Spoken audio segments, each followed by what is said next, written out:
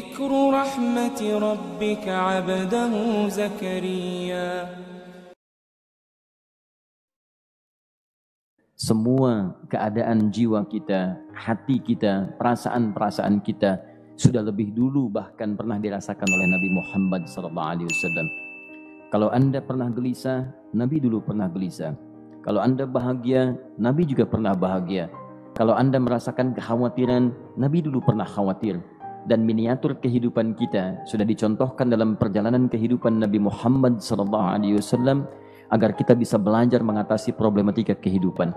Allahu Akbar, kalau beliau tidak diutus oleh Allah, kita tidak tahu bagaimana cara menyelesaikan pemetaan kehidupan kita hingga dengan saat ini. Bahkan satu ketika pernah beliau kemudian dalam masa yang telah panjang berdakwah, qadarullah kemudian ada wahyu yang jeda datangnya tidak seperti biasanya. Biasanya datangnya cepat, berganti hari turun wahyu, ganti pekan turun wahyu. Ini beberapa masa wahyu belum turun. Ada hikmah di balik itu. Teman-teman sekalian, tiba-tiba beliau naik ke atas bukit, wahyu belum turun juga. Pulang ke rumah, belum turun juga. Sampai keadaan itu terlihat oleh kalangan kafir Quraisy dan mereka berkata, lihatlah Muhammad sudah gila. Dituduh gila. Jadi kalau Anda cuma dituduh dengan hal-hal yang ringan, dituduh soleh, kan? Dituduh kemudian orang yang berubah, dituduh semakin beriman dan sebagainya, barangkali itu lebih baik. Nabi dituduh gila, Anda bayangkan. Tuh Muhammad sudah gila. Muhammad sudah ditinggalkan oleh Tuhannya. Muhammad sudah kehilangan pegangannya. Muhammad sudah tidak punya orientasi. Orangnya sudah nggak jelas, bolak-balik tidak karuan. Naik ke atas bukit seakan-akan orang yang frustasi dan seterusnya. Tapi tahukah Anda apa yang terjadi? Setelah berbagai cacian, makian, tuduhan macam-macam diterima oleh Nabi SAW, lantas tibalah masanya Allah menurunkan satu surah, bahkan disandingkan dengan surah yang lainnya, bersandinglah dua surah ini secara bersamaan turun. Surah ke-93 dan surah ke-94-nya terkait berkelindan, memberikan satu harapan yang sangat panjang. Kata Allah, "Wadduha wal laili idza saja, ma wadda'aka rabbuka wa ma qala, walal akhiratu khairul laka minal ula, walasawfa yu'tika rabbuka fatarda. Alam yajidka yatiman fa'awa, ووجدك ضالا فهدى ووجدك عائلا فأغنى فأما اليتيم فلا تقهر وأما السائل فلا تنهر وأما بنعمة ربك فحدث." Ya Muhammad, saya bersumpah dengan waktu duha. Kalau kita baca dengan ilmu balaghahnya, itu bukan sekedar sumpah mengilustrasikan waktu duha. Karena di ilmu balaghah itu nanti ada 3 turunan ilmu. Ada disebut ilmu ma'ani, ilmu mencari kata-kata sehingga ungkapannya sesuai untuk disampaikan. Mana kata-kata yang tepat untuk disampaikan dalam konteks yang ingin dibicarakan. Itu ma'ani namanya. Kemudian setelahnya ada ilmu bayan. Bagaimana mengemas kosakata yang bagus ini sehingga bisa disampaikan dengan jelas. Orang tidak bingung menerimanya, paham maksudnya. Kemudian setelah itu kadang-kadang jelas kalimatnya, tapi kedengarannya tidak indah. Woi, rapatkan, woi, apa belum paham juga? Rapatkan saf. Memang jelas, tapi nggak ngenakin. Maka bagaimana caranya disampaikan dengan jelas, tapi hati kita terasa nyaman. Memuji terasanya nyaman diserahkan kepada Allah, tapi ada kebahagiaan. Disampaikan tidak terasa tergurui, diperintahkan serasanya diberikan jalan untuk mendapatkan kebaikan. Maka yang ketiga disebut dengan ilmu badi' namanya. Ilmu menghiasi kalimat yang disampaikan sehingga terasa dengan nikmat. Turunannya nanti ada majaz namanya. Mengambil sebuah kalimatnya untuk diposisikan pada kalimat yang nyaman disebut dengan kinayah turunannya. Maka teman-teman kata Allah, wadduha, diterjemahkan demi waktu duha. Bukan sekedar waktu duha. Karena duha itu ada cahaya yang indah. Dirasakannya enak. Antum keluar waktu duha kan enak tuh. Berjemur, kata orang Sunda moyan gitu kan. Datang, bahkan sampai dianalisis ada vitamin D-nya bisa terasakan. Ya, kemudian setelah itu ada kenikmatan enak suasananya. Seakan-akan dunia milik sendiri, yang lain numpang. Wah, nyaman keluar itu. Baik, jadi wadduha itu ingin bersumpah mengilustrasikan waktu kenyamanan yang pernah dilalui. Kalau dalam bahasa tafsir yang luasnya, saya bersumpah Muhammad, demi segala kenikmatan yang pernah engkau rasakan dalam hidupmu, seperti engkau merasakan cahaya duha itu. Engkau pernah senang, saya bersumpah dengan kesenanganmu. Engkau pernah tenang, saya bersumpah dengan ketenanganmu. Engkau pernah nyaman, saya bersumpah dengan kenyamanan yang pernah engkau rasakan. Wal-laili idza saja. Dan aku pun bersumpah demi gelapnya malam. Demikian terjemahannya. Bukan sekedar gelapnya malam, saja itu sesuatu yang pekat. Ya, ini belakang kelihatan agak gelap nih. Untuk memberikan proyek, kesini aja Pak, saya cuma ngasih contoh ini. Contoh. Saya bukan mengeluh, bukan, ingin memberi contoh. Ya, contoh pada ilustrasi yang mau saya sampaikan. Nggak apa-apa, biarkan saja. Saya mau contoh kasih kata saja. Ya, ini belakang agak gelap untuk memproyeksikan cahaya ke sini. Tapi yang mau saya sampaikan, kalau gelapnya begitu pekat, semua cahaya ini nggak ada. Cahaya nggak ada nih, sama sekali tidak kelihatan. Saya mau tanya pada Anda, beraktivitasnya mudah atau sulit? Mudah nggak menemukan sendal Anda di luar? Belum tentu. Menemukan jalan keluar pun belum tentu mudah. Anda mesti meraba-raba jalan. Anda mesti kemudian melihat sesuatu dengan pandangan mata hati Anda. Raba, dan sebagainya. Sampai menemukan jalan itu pun belum tentu benar. Itulah yang disebut dengan gelapnya malam saja pekat. Kadang-kadang ada orang yang menghadapi satu kesulitan yang pekat, suasananya siang, cuman karena masalahnya begitu pekat seakan-akan membuat diri dia gelap. Jalan susah, limbung gitu. Kenapa gelap ya? Padahal terang. Karena masalah menggelimuti dirinya seakan-akan dia diselimuti masalah yang gelap. Bimbang dia, makan gak enak, minum gak nyaman, dan seterusnya. Ya, biasanya makan ayam tenang, ini dikasih yang lebih enak juga rasanya pahit, gak enak zamannya. Maka kalau kita ilustrasikan dalam suasana tadi Muhammad, saya bersumpah, engkau pernah hidup nyaman ataupun engkau mengalami masalah yang sangat pekat dalam kehidupan. Engkau alami sesuatu yang dahsyat sampai engkau bingung, bimbang, pekat, mereka menuduhmu dengan macam-macam. Ma wadda'aka rabbuka wa ma qala. Saya pastikan kepadamu, dalam keadaan nyamanmu seperti dulu ataupun engkau bimbang seperti sekarang, Tuhanmu tidak akan pernah meninggalkanmu ataupun menuduhmu gila. Orang-orang yang dekat dengan Allah Subhanahu wa taala, maka Allah akan menjaganya baik dalam keadaan yang tenang dan nyaman ataupun dalam kesulitan yang luar biasa. Walal akhiratu khairul laka minal ula. Nanti saya akan tunjukkan kepadamu, jika kamu telah tabah dan sabar menerima cacian mereka, menerima tuduhan mereka, nggak apa-apa, ini kan muqaddimah. Masa kamu masih panjang. Kamu masih panjang dalam berdakwah, kehidupan kamu masih panjang membawa tugas dan misi. Kalau kamu belum bersabar pada yang sekarang, bagaimana dengan yang di masa depan?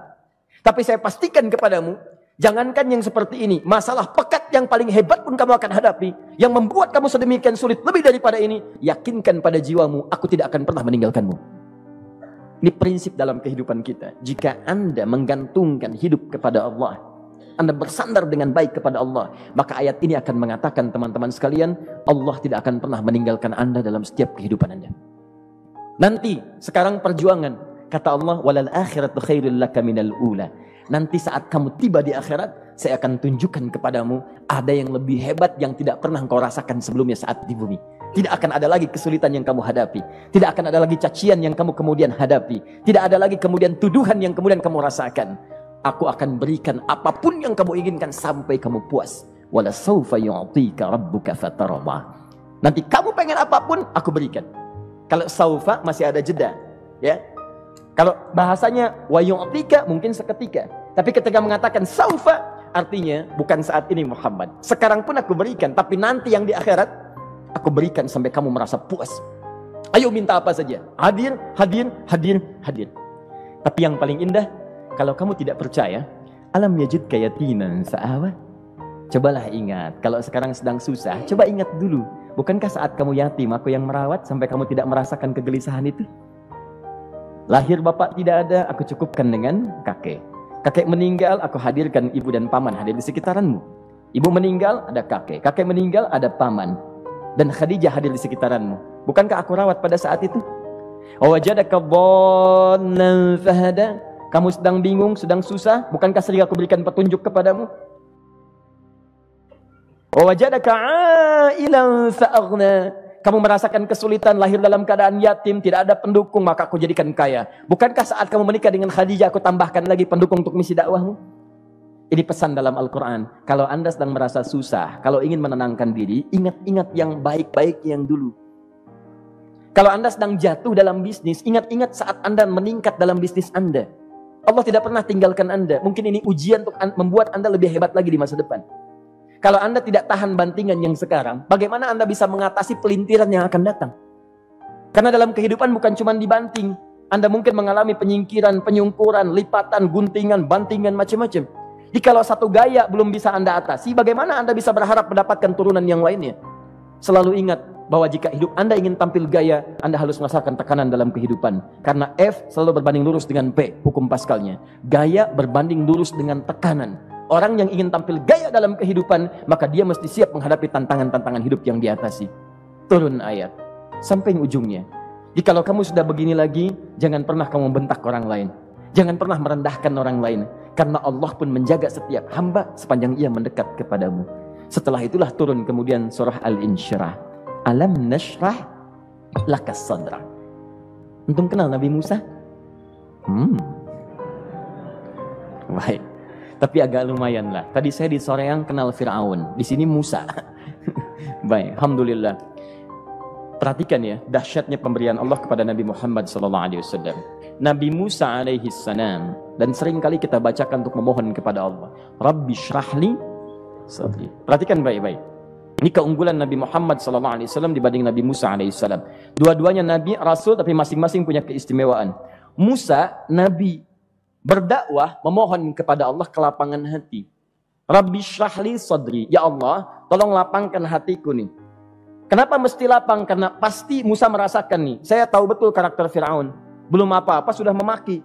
Kalau orang yang hatinya tidak lapang, tidak akan tahan dengan makian, keluarlah kemudian balasan yang tidak digambarkan sebelumnya. Fir'aun tuh kasar. Kasarnya bukan sekedar kasar, bahkan saking kasarnya bisa berujung pada eksekusi kematian. Saya contohkan tadi di sore yang ini, saya nggak suka dengan rambutnya nih, kata Fir'aun. Bukan nyuruh nyukur mas, tolong pisahkan kepala dari badannya. Gitu gayanya tuh, Fir'aun. Ya, bukan nggak ngenakin, susah dengan Fir'aun itu.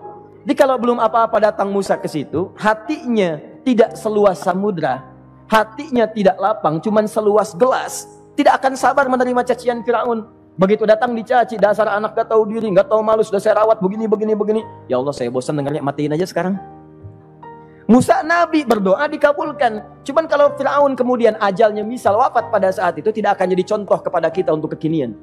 Bagaimana orang yang bebal untuk bertobat kepada Allah Subhanahu wa ta'ala.